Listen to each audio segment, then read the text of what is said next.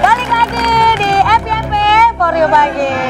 Ada Cheryl, kemudian juga ada Bu Linda lagi di sini, Bu Linda. Nah, Bu Linda juga nanti katanya mau ngobrol-ngobrol karena kita mau ada seseorang yang bisa ngobrol, psikolog yang hebat. Ini sih psikolognya udah langganan kita banget ya. Langganan, Yuk ya. kita sambut, ini dia Joyce Manur. Halo Joyce.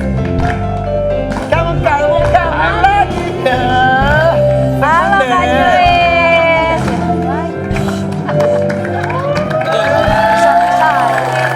Silakan. Kak Joyce, ini pas banget kita ngobrol-ngobrol tentang mental illness. Aduh, mental illness ya. Kenapa sih orang itu triggernya bisa mental illness itu karena bawaan atau karena lingkungan atau tiba-tiba ujuk-ujuk atau permasalahan? Kalau bicara soal kesehatan mental itu banyak faktor. Makanya multi factors, bahasa kerennya gitu ya. Kita sebut saja ada faktor bawaan, turunan ya. Sama halnya dengan penyakit fisik deh gitu. Ada juga faktor pengalaman hidup, ngelihat apa, dengerin apa, baca apa, nonton apa, itu pengaruh. Lalu pola asuh, bagaimana diajarin, bagaimana dipeluk enggak, dicium enggak. Nah, Tapi itu apakah benar berpengaruh penelitian ya.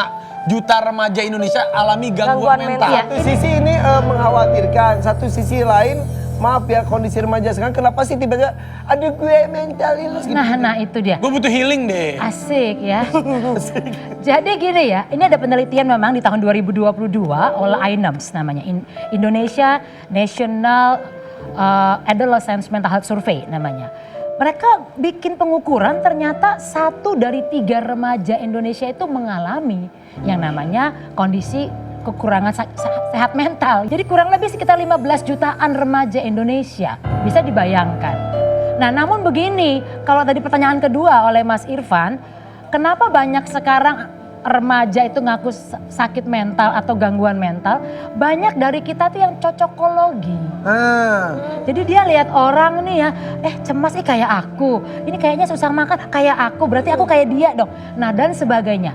Justru ini yang perlu ditegakkan diagnosisnya melalui pengukuran psikologis dan psikiatri. Dan yang berikutnya, kita kan generasi pencet nih sekarang anak-anak kita. Semuanya serba pencet. Jadi kemudahan itu banyak dialami. Nah terima sedikit yang sulit, gak kuat. Yes, betul. Jadi yang ada kelihatannya jadi kayak rapuh ya. Nah karena gak terbiasa melakukan sebuah perjuangan, gak ada effort. Supaya remaja nggak kena itu gimana? Ya orang tua harus mengajarkan anak punya tanggung jawab di rumah. Anak tidak punya kemandirian dan kemampuan melakukan semua secara sendiri. Jadi kalau ada tiba-tiba yang sulit, masalah, dia nggak tahu gimana nyelesain. Yang ada kelepek-kelepek deh. Nah, sebelum ke Bu Linda, ini Cheryl tadi cerita dari kecil sudah merasa dulu, akhirnya ketika SMP dia googling sendiri ke psikolog juga.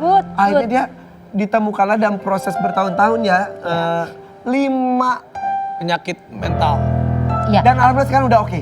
Jadi tadi saya katakan kita kan mesti tahu penyebabnya. Mungkin Cheryl ya sudah dapat dari psikiaternya, dari psikolognya apa yang menjadi penyebab utama.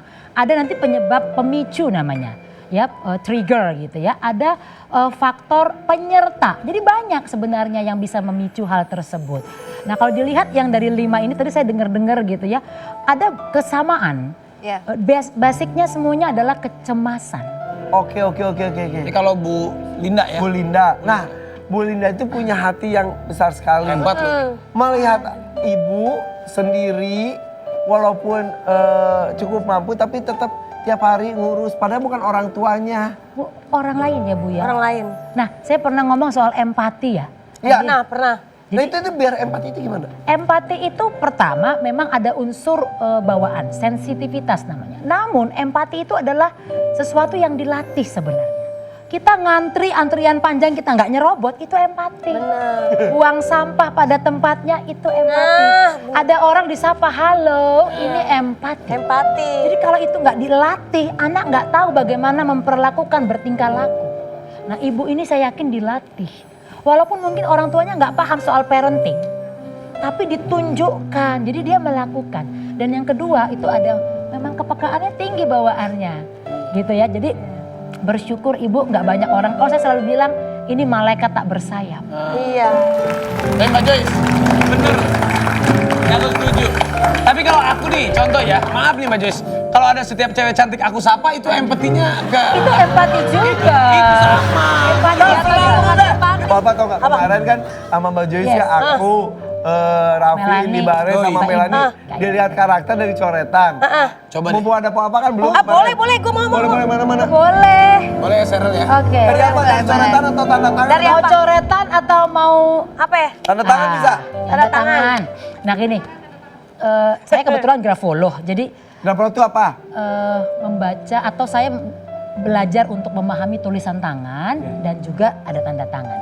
Namun perlu kita disclaimer dulu, tanda tangan itu lebih mengarahkan seseorang untuk pengen dilihat oleh publik. Makanya dia dirancang. Ini lu tulis aja. Gitu. Kadang, ini maaf ya. Gambar gimana? Saya masa pernah lupa loh. Bikin tanda tangan saya sendiri, gue pernah lupa kenapa ya Mbak Joyce ya? Oh dia lagi capek Pernah nih. lupa. Jadi, loh kok perasaan Pas akad nikah yang mana? bukan. Bener. Kok bisa lupa ya? Ya, karena mungkin bukan tanda tangannya yang lupa. Karena kan saya bilang tadi, tanda tangan itu dikonstruksi, dirancang. Iya, Jadi mungkin dulu kita membuat sesuatu untuk tujuan Iya. tertentu. Tumpah, ini tanda tangannya lagi Benar cakep. ya, ini positifnya sosok seperti ini itu berani berjuang. Nah ini nih, jadi dia Positifnya apa? nggak cepat nyerah gitu ya. Apa-apa itu diusahakan. Tapi nggak tahu malu lah, bukan sih? Bisa jadi, bisa Gak tau jadi. malu, gak tau diri ya. Itu Gak tau diri, positifnya. bener. Ya artinya kan orang nggak berani maju itu apapun resiko. Iya dia, dong, harus gitu, itu. ya. Tangan, pala buat kaki, kaki buat Nah, pala. Oke, Tuh. negatifnya dong. Apaan? Saya gini, tapi ini ada dua perbedaan. Nah, tapi kan, nggak apa-apa. kan saya bilang. Nggak apa-apa. Kadang cakep, kadang jelek. Gini, yang sering sebenarnya gini, kadang kala Mbak Alfa, kalau ada sebuah kesulitan itu banyak disimpan, gitu ya. Jadi mungkin nggak mau nyusahin orang, nggak mau bikin orang lain terganggu, tapi lama-lama kan itu makin besar jadinya kita yang sakit. Banyak hal yang Mbak Alfa hanya buat Mbak Alfa sendiri. Pak Alfa nggak mau kasih orang untuk dengerin gitu. Mungkin bukan karena nggak terbuka tapi nggak enak. Ya. Nangis. Nah, lu cerita aja Po, kalau ada mumpung ada Mbak Joyce, apa yang pengen lu ungkapin? Enggak, dia tuh nggak mau kelihatan lemah. Dia itu jarang curhat. Dia tuh semuanya ditelan sendiri, Iya, semua happy. Padahal sebenarnya kalau kita itu berbagi, itu melepaskan beban kita. Itu sehat. Tapi gak bisa, Apa yang bikin nggak bisa? gak ngerti. Nggak apa-apa. Gak mau orang tahu aja, apalagi keluarga sendiri gak mau. Aku gak mau keluarga tahu, pengennya aku mau nunjukin di depan keluarga kalau aku ini baik-baik aja, masih mampu gitu. Tidak ada Sejak yang kapan lu salah. nyimpen itu semuanya, Pok? Sejak kapan lu nyimpen beban itu? Semenjak kawin sama hidung kali ya. Emang perkawinan lu kenapa? Ngapa-ngapa. Kayaknya dia ada masalah rumah tangga tapi nggak. Enggak ada. Ya Allah. Ada Nggak beban lah bahagia. intinya ya, ada beban tapi nggak dilepaskan. Enggak, jadi gini aja sih, lebih kayak lu ngerti gak sih perasaan gue gitu doang sih. Cuman gue gak mau yang keluarga gue tahu kayak gitu. Gue pengen punya orang yang bener-bener ngiket gue yang harus ngertiin perasaan gue, kayak gitu aja sih sebenarnya. Gue nggak harus gue minta diturutin, enggak. Cuma pengen, yuk sini loh bersandar di gue, lu nyaman gitu. Jangan sampai gue bersandar di lu, gue nggak nyaman, kayak gitu aja sih lebihnya. Jadi ibaratnya beban itu yang nanggung sendiri ya, Mbak Po Alfa itu nanggung beban sendiri. Ya memang kadangkala ya, kita nggak bisa memilih sesuatu. Gue salah sih nggak sih ngomong begitu? Enggak Kan dong, ungkapan. enggak Siapa dong. tahu laki lu nonton terus dia pikir, Enggak, oh takutnya iya. gini orang menganggapnya gue ini punya masalah sama suami gue, Oh, padahal mah bukan, enggak. bukan. Enggak. Siapa tahu tapi kan Mbak Joyce suaminya nonton, oh iya kali gue bener-bener Ya, kurang. Kan ya. bisa gitu. Ya, memang wanita itu cuma ingin didengarkan dan dimengerti. Nah. Tahu banget ya, Pi ya. Iyalah. Sentuhlah dia tepat di itunya. Bentar. Tadi kan segmen ini kan gue disuruh nangis kan sama Kok disuruh nangis? Gak ada yang nyuruh nangis ya. Lu jangan kesana kita sama-sama Lu aja yang nangis. Gak ada Lu aja yang nangis. Siapa yang nyuruh nangis. Enggak, tadi kan katanya bini gue suruh nangis. Nggak ada. Nggak ada. Katanya kalau gue bisa nangis, Irfan mending gue patu. Bener, yuk nonton di FYP Warrior pagi. Jangan pernah kau coba.